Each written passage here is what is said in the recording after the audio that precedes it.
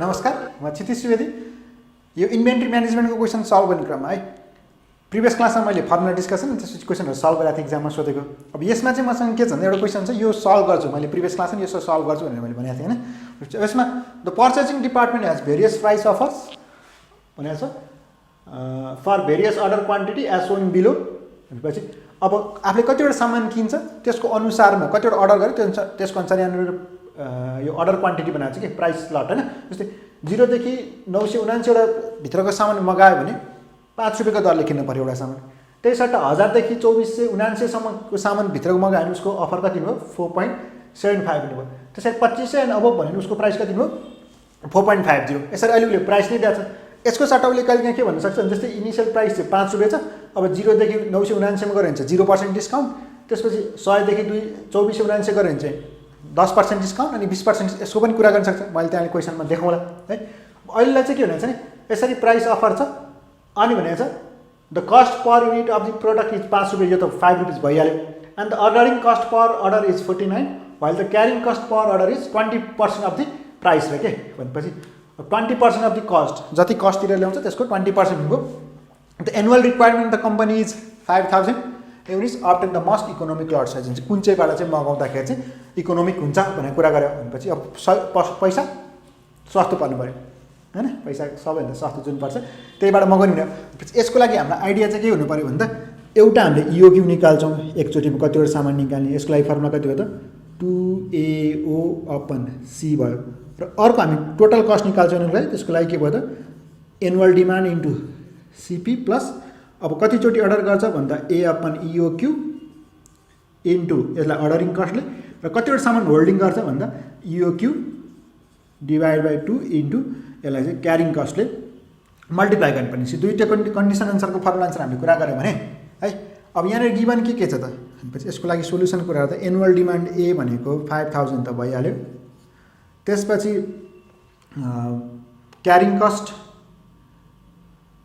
कुरा गरेछ, ordering cost 49 भइहाल्यो। अर्डरिङ कस्ट O भनेको ₹49 रे। अब त्यसपछि एउटाको कस्ट प्राइस CP भनेको पहिला केसलाई चाहिँ 5 रुपिस हो, त्यो अनुसार चेन्ज हुँदै गइरहेछ हैन। अनि त्यसपछि अब क्यारिङ कस्ट भनेको चाहिँ 20% भनेको छ। 20% कसको भन्दा CP भनेको। अब यहाँनिर कुन चाहिँबाट सामान मगाउनु त, यदि यसबाट यो फर्स्ट लटबाट सामान मगाउने भने फ्रम लट 02999 बाट सामान मगाउने हो भने चाहिँ कतिवटा सामान मगाउनु पर्यो त EOQ इकोनोमिक अर्डर क्वान्टिटी भनेको। अब यहाँ फर्मुला मैले एक ठाउँमा लेखिरहेको छु, सबैले त्यही फर्मुला त्यहाँ मैले रिपिट गरिरहन भनेपछि यसको 2 इन्टु A भनेको त जहिले पनि एनुअल डिमान्ड त 5000 कै हो। अनि त्यसपछि अर्डरिङ कस्ट भनेको एकचोटि मगाउँदा 49 रुपिस पनि हो। अब यहाँ क्यारिङ कस्ट चाहिँ 0.2 20% भनेको 0.2 अफ CP हो भनेपछि 0.2 इन्टु CP भनेको अहिलेको लागि 5 हो। यसरी कुरा आयो क्या। पछि अब यसको अनुसार कुरा गर्दा यसलाई सल्भ गर्दा आउँछ भ्यालु कति, यसको भ्यालु आयो 700 युनिट मगाउनु पर्यो भनेपछि यो रेन्जभित्रै छ। 0 देखि 979 मगायो भने कति रुपियाँमा पाउँछ 5 रुपियाँमा पाउँछ भनेपछि रेन्जभित्रै छ। भनेपछि यसको लागि टोटल कस्ट भनेको कति आयो। अब टोटल कस्ट पनि मैले यहाँ फर्मुला लेखिसकेँ, त्यही भएर अब यहाँ डाइरेक्टमा भ्यालु लेख्छु। A भनेको 1 वर्षमा 5000 वटा सामान चाहिन्छ हैन। एउटाको पैसा अहिले 5 रुपियाँ छ प्लस अब यहाँनिर 5000 वटा सामान वर्षमा चाहिने हो, एकचोटि मैले 700 वटा मात्र सामान मगाउँछ भने चाहिँ यतिचोटि अर्डर गर्नुभयो नम्बर अफ अर्डर इन्टु एकचोटि अर्डरमा कति रुपियाँ लाग्छ खर्च अर्डरिङ कस्ट 49 रुपिस लाग्छ।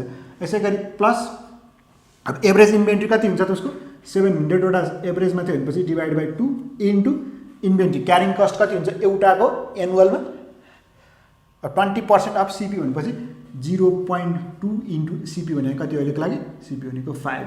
यसरी सल्भ गरौँ। यसको भ्यालु सल्भ गर्दा आउँछ 25700। पछि यदि प्रत्येकचोटि चाहिँ के अरे 700 वटा सामान मगाउने हो भनेपछि यो लटबाट मगाउनु पर्यो। यो लटबाट मगाउँदाखेरि 5 रुपियाँ दरले किन्यो भने उसले 25700 रुपियाँ खर्च हुन्छ। यही सट्टा फ्रम लट 1000 देखि 2479 बाट चाहिँ मगाउने हो भने कतिवटा सामान मगाउनु पर्ला त भन्दा 2 इन्टु A त 5000 भइहाल्यो है इन्टु अर्डरिङ कस्ट पनि 49 भइहाल्यो डिभाइड बाई अब क्यारिङ कस्ट चाहिँ कति हुन्छ 0.2 इन्टु अब चाहिँ 4.75 हुने 4.75 भयो नि त अब त प्राइस हैन भनेपछि यसको लागि भ्यालु आउने हो यो गर्दाखेरि 718.18 अब यो भनेको नियरली 718 भइहाल्यो अब यसको लागि टोटल कस्ट निकाल्यो भने अब एउटा कुरा याद गर्नु पर्यो यहाँ अब उसले 718 वटा सामान मलाई दिन्छ कि दिँदैन दिन्छ कि दिँदैन दिँदैन है किन दिँदैन भने उसले त भनेकै छ कि यो 4.75 रुपिसको दरले सामान किन्नको लागि त कतिवटा भित्रै अर्डर पर्न पर्यो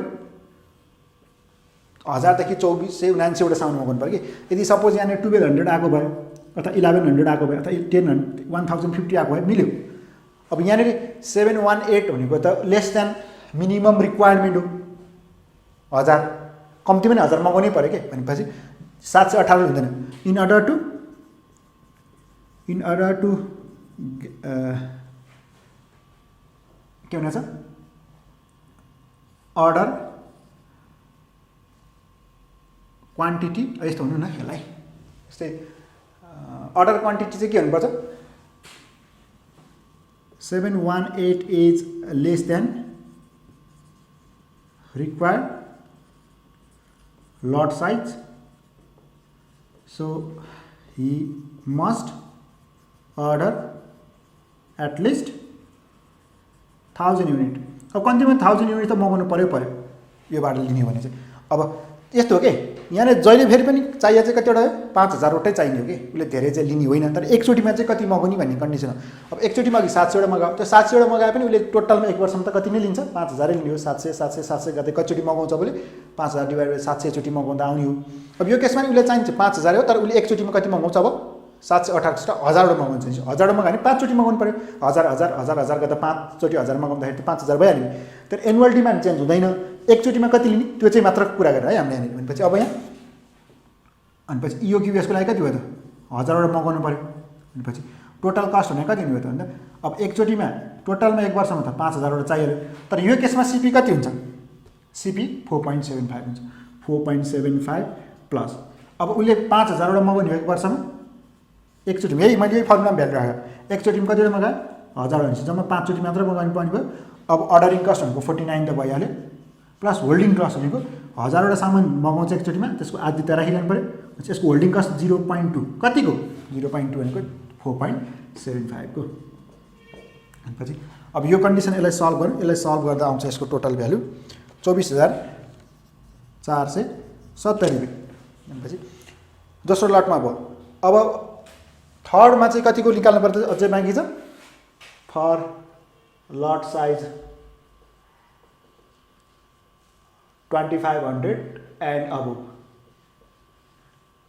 इओक्यू निकालौँ इओक्यू भनेको कति आउनु पर्छ 2 इन्टु अब 5000 इन्टु 49 0.2 इन्टु अब यसको चाहिँ 0.2 लाइन हुन्छ 4.5 यसको भ्यालु आउँछ 737.86 अब यो नियरली भनेको 734 बनाइदिएँ मैले 86 भनेर अब दिन्छ त 7 लेखेँ 737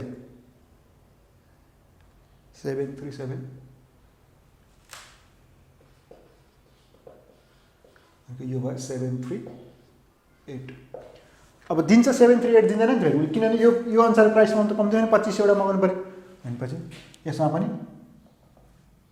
738 is less than required order size so he should order at least 25 कम्ती भने 2500 वटा सामान मगाउनु पर्यो कि एकचोटि 2500 मा अर्कोचोटि 2500 मा एक वर्षलाई 5000 भइहाल्यो नि भनेपछि यो केसमा दुईचोटि मात्र मगायो सामान चाहिँ उति नै हो है मगाउने भन्दा एक लटमा कति मगाउने त्यो मात्र फरक हो एनुअलमा त उति नै हुन्छ भनेपछि अब यसको लागि इओक्यू आएको त 2500 एकचोटि 2500 मगाउँदा टोटल कस्ट भने कति भयो त यसको टोटल कस्ट निकाल्दा भनेपछि अब यहाँनिर हामीलाई टोटल कस्ट भनेको 5000 वटा सामान इन्टु अब 4.50 को रेटमा आउनु 4.50 प्लस 5000 वटा सामान चाहिने एक वर्षमा एकचोटिमा कतिवटा मगाउँछ 2500 वटा मगाउँछ भनेपछि अर्डरिङ कस्ट 49 प्लस अब 5000 वटा सामान ल्याछ 2500 वटा सामान ल्याछ त्यसको आधी त के आएछ इन्टु 0 अब यो अलि नअटे जस्तो अहिले यताबाट लेखेँ मैले टोटल कस्ट के भयो त्यसको लागि 5000 इन्टु 4.50 प्लस अब 5000 चाहिने एकचोटि 25 मगाउँछ भने दुईचोटिमा आइहाल्यो अर्डरिङ कस्ट 49 प्लस 25 सामान मगाउँछ आदि त एभरेज स्टक भइहाल्यो अनि होल्डिङ कस्ट कति हो त 0.2 इन्टु 4.5 को भनेपछि यो कन्डिसनमा रुपिज आउँछ 23,723। अब मैले प्रिभियस क्लासमा के मेन्सन गराइदिन्छु भने के कुरा गर्छु भने थिएँ नि जस्तै अर्को मैले टोटल कस्ट निकाल्ने फर्मुला एउटा टोटल कस्टको फर्मुला 2AOC अनि प्लस यहाँनिर A इन्टु P यो गर्दा नि हुन्छ CP गर्दा नि हुन्छ भने थिएँ हैन। अब यो किन मिल्दैन त सधैँ भन्दा यो जस्तै अहिलेको लागि कुन बेला चाहिँ मिल्छ भन्दा जतिवटा यहाँ EOQ आयो त्यतिवटै सामान राख्ने हो भने चाहिँ यो फर्मुलाले मिल्छ। जस्तै यो केसमा यो दुईटैलाई मिल्छ यो फर्मुला। तर यो केसमा हेर्नु त EOQ चाहिँ 718 आएको हो हैन तर मैले त्यसलाई बढाएर कति बनाइरहनु पर्छ 1000 बनाइरहनु पर्छ किनभने मैले यो अर्डर अनुसार मगाउनलाई भने त्यो केसमा चाहिँ यो फर्मुलाले मिल्दैन है। तर त्यो अनुसार नमिल्ने भएर सधैँ यो चाहिँ सधैँ मिल्छ। तर अब यहाँनिर यस्तो अप्सन चुज गर्नुपर्ने बेला चाहिँ अलिकति याद गर्नु पऱ्यो यो फर्मुला लाग्ने बानी छ भने हैन त्यो कन्डिसनमा चाहिँ फेरि नमिल्ला। अब सबभन्दा मिनिमम कस्ट कति आयो 23,723 भनेपछि 23,723 रुपियाँको सबभन्दा मिनिमम खर्च भयो यो तीनटा मध्ये ल हेर्नु न यसमा 25,000 चाहियो यसमा 24,427 छ यसमा 23,000 भनेपछि since total minimum cost is rupees 23,723 at lot size 2500 and above योबाट मगायो भने त्यतिमै आउने भयो भनेपछि so the must economic lot size is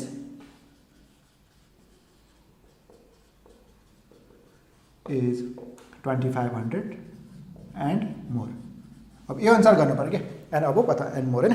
अब यस्तै अनुसार कहिले काहीँ के हुन्छ नि जस्तै अर्को क्वेसन मैले यहाँ देखाउँला है। जस्तै यो क्वेसनमा चाहिँ के भनेको छ भने following discount is given for product cost per unit rupees 5 अनि त्यसपछि अर्डरिङ कस्ट पर युनिट हैन ordering cost per order equals to 49 carrying cost per year is 20% of annual requirement 20% भनेको छ नि एनुअल रिक्वायरमेन्ट चाहिँ कति छ 5000 युनिट्स पर इयर भनेको छ। अब यहाँनिर चाहिँ कसरी दियो भने जस्तो डिस्काउन्टको कुराहरू के 0 देखि 979 गर्दा 0% डिस्काउन्ट भनेपछि कति रुपियाँ लाग्यो खर्च 5 रुपियाँको नै लाग्यो। त्यसपछि 1000 देखि 2479 गर्दा 10% डिस्काउन्ट रे के भनेपछि 10% डिस्काउन्ट कसको 10% 5 रुपियाँ छ नि त कस्ट त त्यो कस्टको 5% 5 रुपियाँको 10% गर्दा 0.5 रुपियाँ डिस्काउन्ट भयो भनेपछि उसले पैसा पाउने भयो कति त उसले पैसा पाउने भयो। अब CP भनेको 4.5 हुने भयो के त्यो केसको लागि जस्तै अहिले चाहिँ यहाँ सिधै दिशा त्यसै 5 4.75 त अब त्यो क्वेसनको कुरा गर्ने भने चाहिँ हैन अब यसमा चाहिँ के हुने भयो त यो चाहिँ याद गर्नु पर्यो 0% को 5 नै भयो। अब 1000 देखि 2479 गर्दा 10% भनेपछि 0.5 रुपियाँ डिस्काउन्ट त्यो मतलब 4.5 मात्र भयो। त्यसपछि 2500 एन्ड अबोभ गर्दा चाहिँ 20% हुन्छ 20% को 5 रुपियाँको 20% को 1 रुपियाँ हुन्छ 1 रुपियाँ डिस्काउन्ट दिँदा कति हो 4 रुपियाँ मात्र भयो 4 रुपियाँको निकाल्नु पर्यो के अनि फाइन्ड द इकोनोमिक साइज हुनेछ सेम क्वेसन है। यसरी यो क्वेसन गर्न सक्नुहुन्छ। यो क्वेसन गरेपछि त अब त सबै सक्नु भयो कि सक्नु भएन यस्तो टाइपको अरू क्वेसन गर्न तल कमेन्ट गर्नुहोस्। यदि च्यानलमा नयाँ हुनुहुन्छ भने च्यानललाई सब्सक्राइब पनि गर्नुहोस्। यो क्लास यति नै थ्याङ्क यू।